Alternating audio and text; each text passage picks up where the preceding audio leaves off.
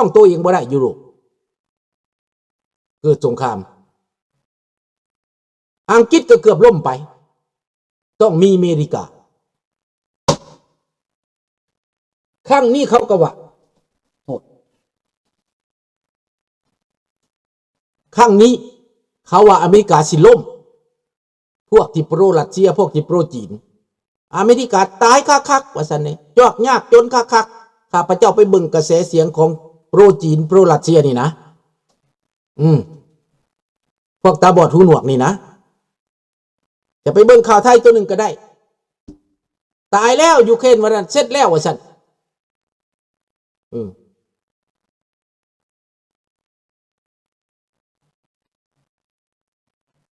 อันนี้แหละข้าพเจ้าว่าหาประเทศที่เขาประสานงานกันอยู่ตลอดนี่นะมีญี่ปุ่นในเอเชียมีเกาหลีกับญี่ปุ่นและออสเตรเลียที่ไปทางนั้นอันอื่นนั่นก็แม่นอยู่แต่ว่าอันนี้ก่อนอันที่เขาปะกันบ่ได้อันที่เขาไปนำกันญี่ปุ่นเป็นตัวสำคัญของที่รวมมืออเมริกาทุกด้าน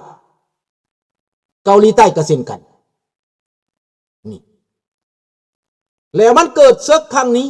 อเมริกาต้องการคนพวกนี้บ่ก็บ่ได้ต้องการโดยตรงแต่ต้องการการครึ่งทหารไว้ครึ่งทะเลไว้ครึ่งอากาศไว้อเมริกาเฮ็ดเองสำหรับอเมริกาใต้นี่นะอเมริกาเฮ็ดเองสิปราบปรามแบบใดสิยึดแบบใดสิจัดการแบบใดกับยาเสพติดกับสงครามอันนี้ก็แม่นอเมริกาเฮ็ดเองข้าพเจ้าว่าคือสิเกิดแล้วคันอเมริกาประชุมกันแบบนี้เกิดเพราะว่าบ่ได้ยินข่าววิทย์ออกมาเลยสบายดีใหม่บ่มีข่าวรอดออกมาเลยได้แต่เดาว่าเขาประชุมกันเท่านั้นได้ข่าวแต่ว่าเขาประชุมกันแต่ข่าวประชุมแล้วมันเกิดยังขึ้นมันมีอย่างเขาบ่ได้แถลงข่าวเลยยังบ่ได้ยินโดยเราทำแถลงข่าวกับแถลงข่าวไปแนวอื่นบ่เว้าเรื่องนี้เฮาบ่เคยเห็นมาก่อนที่ประชุมนายทหารถึง800นายนายพลผู้รองนายพลทั้ง800นายแล้วทหารอเมริกานี่เตรียมไปยุโรปคนไปเอเชียคนไป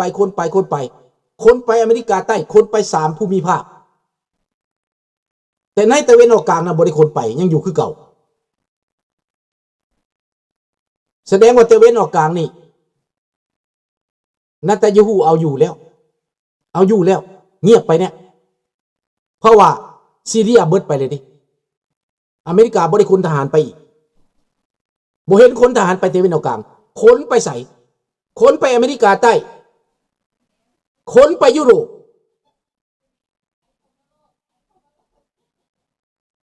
คนไปยุโรป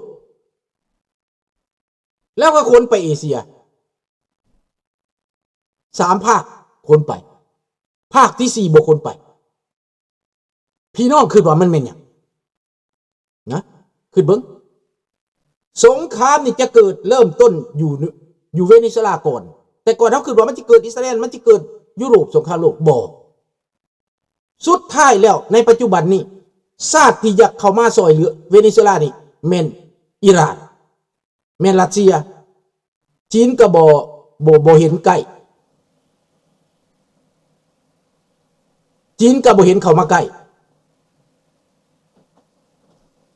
เห็นบ่พี่น้องดังนั้นสงครามที่มันจะเกิดนี่มันต้องเกิดบ่อนสงครามปราบยาเสพติดนี่ก่อนมันจะเกิดสงครามปราบปรามยาเสพติดนี่ก่อนนี่แล้วมันจะลุ่งลั่งเข้าไปแล้วมีการเตรียมปกป้องไผปกป้องไต้หวัน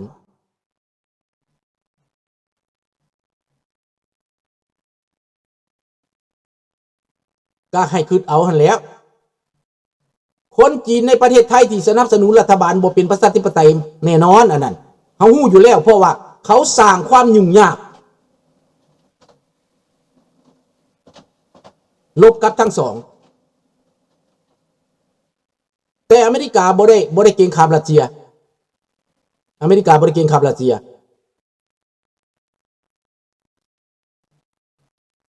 ในตอนนี้อเมริกานักใจเรื่องจีนซื่อ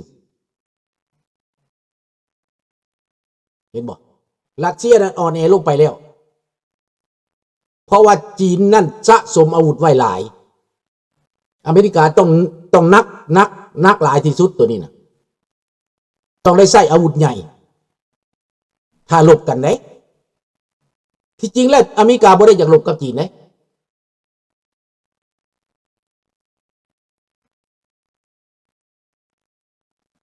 ดังนั้นพี่น้องในเรื่องนี้สงครามครั้งนี้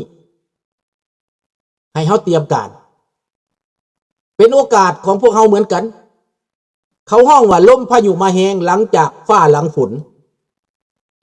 ลมพายุนี่มันต้องพัดพลุงหงหังมักหักเบิด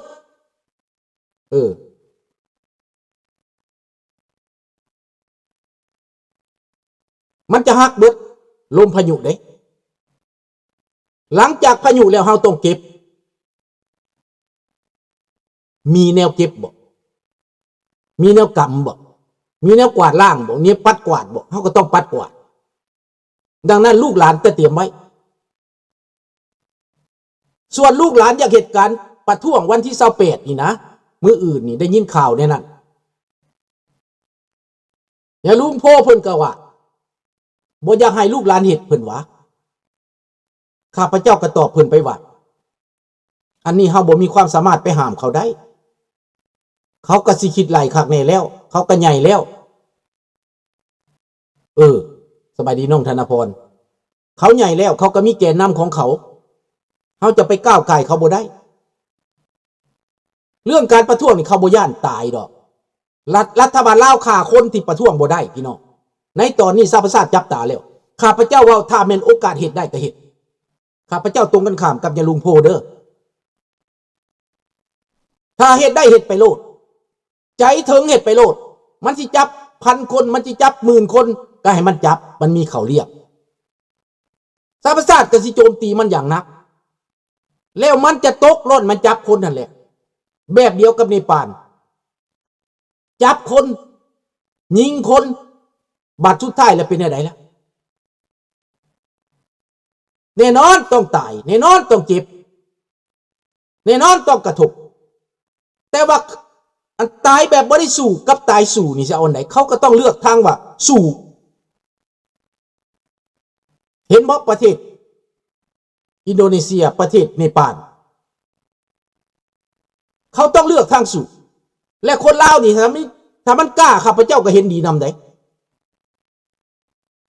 ถ้ามันเกิดยังขึ้นว่าเกิดประท้วงแล้วสิเอาข้าวใส่มากินว่าซั่นโอ้ยให้มันมาแม้เป็นหมื่นเป็นแสนคนละเป็นลาวได้ทั่วอเมริกาทั่วแคนาดาเขาก็สิสนับสนุนข้าวน้ำซ้ำป่าเงินทองคนก็สิซอยเหลือต่างประเทศก็สิซอยเหลือพี่น้องคะแนนมันเกิดคะแนนคนลาวใจกล้าออกมาเป็นหมื่นเป็นแสนโลดมันสิจับได้บ่มันจับแต่แม้มันสิไปขังไว้อยู่ไสมันสิเอาอยู่บ่มาเบิดโลดมาเบิดตัวเมืองหั่นลูกขึ้นเบิดทั้งเฒ่าทั้งแก่ทั้งน้อยทั้งใหญ่ไปเบิดนี่สิย่านเฮ็ดหยังเฮาย่านมา50 ปีแล้วดังนั้นข้าพเจ้าจะบ่ไปบั่นทอนจิตใจลูกหลานข้าพเจ้าให้กำลังใจแต่ให้มีความรอบคอบเท่านั้นอย่าให้เขาหลอกอย่าให้เขาลวงเฮ็ดแท้ทำจริงออกมากันเบิด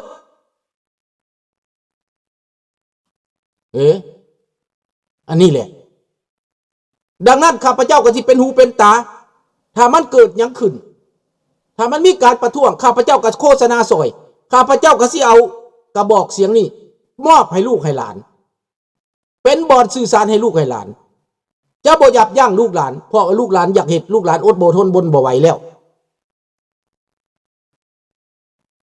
ถ้ารัฐบาลลาวมันจับมันฆ่ามันยิงประชาชนล่มตายอันนั่นแหละสนวนที่เหตุให้มันล่มสลายน่ะ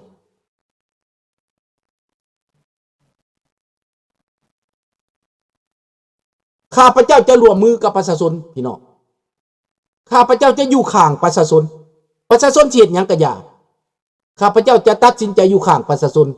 จะบอกคัดค้านประชาชนแล้วแต่ประชาชนจะเห็นในตอนนี้ขอประกาศไว้โลดว่าจะอยู่ข้างพี่น้องลูกหลานประชาชนลาวที่บ่เห็นดีกับระบอบเผด็จการอันนี้ ที่ออกมาใส่สิทธิ์ใส่เสียงอย่างชอบธรรมนี่ความย่านมันบ่มีอย่างดอกเฮาอยู่แต่ในเฮือนเฮาแต่อยู่ในบ้านจนเฒ่าจนแก่สิ่งเฮาบ่เฮ็ดหยังคันสิลงน้ำหาปลาก็ย่านเปียกคันสิเข้าป่าก็ย่านเสือเพิ่นย่านเป็นแผนการของเกี่ยวเป็นแผนการของไผก็อย่าลุงให้เขาจับไปเป็นหมื่นเป็นแสนให้เขาจับไปโลดลุงให้เขาจับไปโลดเขาอยากปราบก็ให้เขาปราบไปโลดคันประชาชนในลูกครั้งนี้นะให้เจ้าปราบไปโลดวัยรุ่นนี่เขาบ่ได้ว่าเด้สิปล่อยเขาไล่ตีกันกลางบ้านเฮ็ดหยังสิปล่อยเขากินยาเสพติดเฮ็ดหยังแนวใดก็เขาคุกอยู่แล้วอึดอยากมากก็ไปหลักไปโซกไปปุ้นเขาก็ติดคุกอยู่แล้วมันถูกเหยียบทุกด้านแล้วหันใจบ่ออกแล้วลุงแม่นอยู่เฮาอยู่ฝรั่งเศสเฮาอยู่อเมริกาเฮาอยู่ทางกินทางอยากเฮามีแต่นอนอยู่เฮาก็ย่านแล้วเนาะแต่เขาตีล่ะเฮ็ดกระตายบ่เฮ็ดกระตายนั่นแหละคนเจ็กคนจีนมาญาติเอาเบิดแล้วประชาชนลาวมันอยู่บ่ได้แล้วมันทนบ่ไหวแล้วมันก็เฮ็ดมันบ่พอใจแล้วมันแสดงออกข้าพเจ้าเชื่อในว่าคนลาวเขาก็บ่แม่นควาย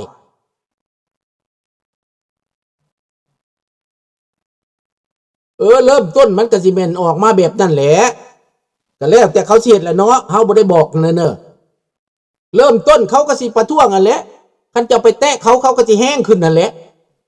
ก็แบบเดียวคืออันศรีลังกาแบบเดียวคือกันกับอันเนปาลนั่นแล้วความห่วงไผก็ห่วงพ้นห่วงนั่นเฮาเข้าใจว่าห่วงนั่นน่ะพ่อแม่ผู้ใดก็ห่วงลูกห่วงหลานเบิดก็ย้อนความห่วงของเฮานี่แหละมันจังบ่ไปบ่มาน่ะเสียดหยังก็บ่เฮ็ดสิลงหาปลาก็ย่านแค่สิเข้าดงก็ย่านเสือเสียดประท้วงก็ย่านถูกจับความห่วงของเฮานี่ได้มันเป็นตัวถ่วงเวลาคือกันได้เฮาต้องฟังดีๆเด้ข้าพเจ้าจึงว่าบ่ห้ามประเด็นที่เขาจะออกมาประท้วงคืออะไรมันไม่มีได้ข่าวเลยกระบุจักคือว่าเจ้าเป็นนักข่าวใหญ่อยู่ได้ตราได้จังหวะบ่ฮู้ลุงเว้าอยู่นี่ได้สัตว์